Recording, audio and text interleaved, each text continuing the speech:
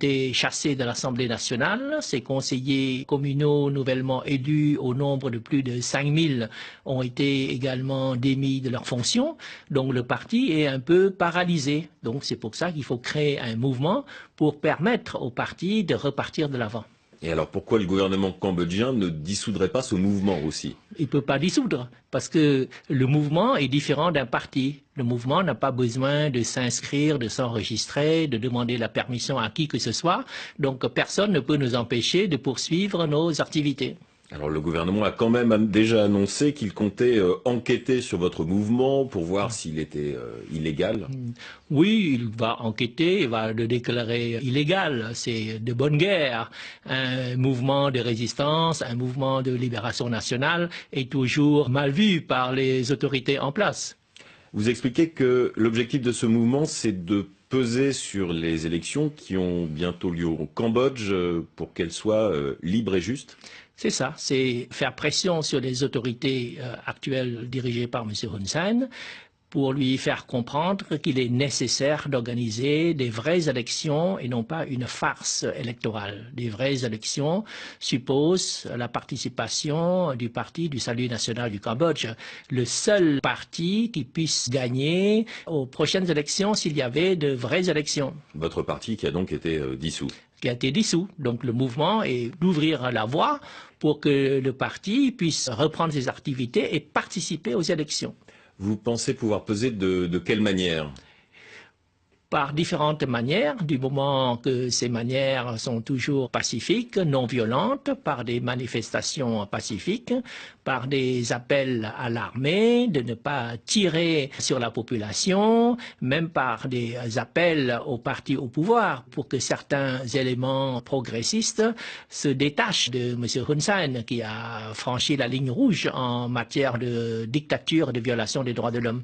Vous expliquez que vous comptez peser aussi sur les gouvernements étrangers pour qu'à leur tour ils fassent pression sur M. Hun Sen? Bien sûr, on a déjà constaté des réactions des gouvernements étrangers, des gouvernements où l'Union européenne dans son ensemble, les États-Unis ont déjà clairement condamné la répression qui s'est abattue récemment au Cambodge et ont retiré toute assistance électorale tant qu'il n'y a pas une assurance que ces élections soient vraiment démocratiques.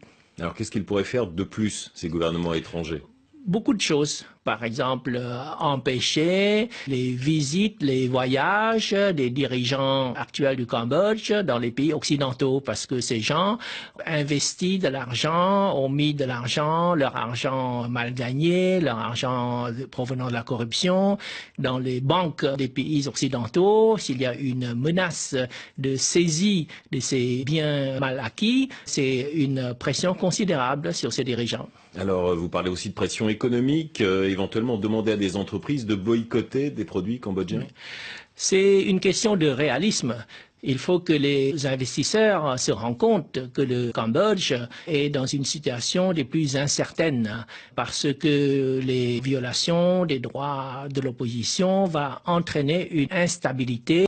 Avant, la population, elle pouvait attendre des élections pour exprimer son mécontentement. Mais comme il n'y a plus d'élections avec participation de l'opposition va faire des activités, va protester, ce qui va entraîner quand même une certaine instabilité. Et l'instabilité, c'est jamais très bon pour les investisseurs.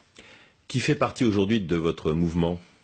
Un certain nombre de personnes qui viennent du parti, mais il y a d'autres participants qui viennent de la société civile, des organisations des droits de l'homme, des syndicats, des associations de défense de l'environnement, des droits à la terre, etc., etc. Donc un mouvement, c'est beaucoup plus vaste qu'un simple parti.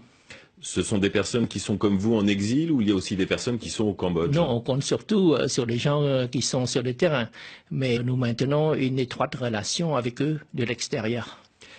La justice cambodgienne a refusé ce jeudi la demande de libération de Kem Sokha, qui était le président de votre parti, qui a donc été dissous.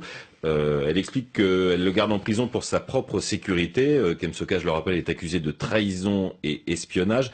Quelle est votre réaction? Je pense que c'est surtout les autorités qui ont peur. M. Hun Sen lui-même a peur des réactions de la foule. Si M. Kem Sokha était libre de ses mouvements, je pense qu'il entraînerait beaucoup de gens derrière lui et ce serait une marée qui submergerait le gouvernement, une marée humaine, une marée pacifique. Donc le gouvernement de M. Hun Sen cherche absolument à isoler M. Kem Sokha et à le neutraliser, à le paralyser en prison.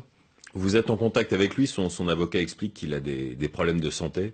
On peut comprendre la situation. Il ne peut prendre aucune décision, il ne peut pas parler, il ne peut même pas écouter les informations, recevoir toutes sortes d'informations dont il aurait besoin en tant qu'homme politique pour pouvoir faire des analyses et prendre des décisions. Il est coupé du monde entier.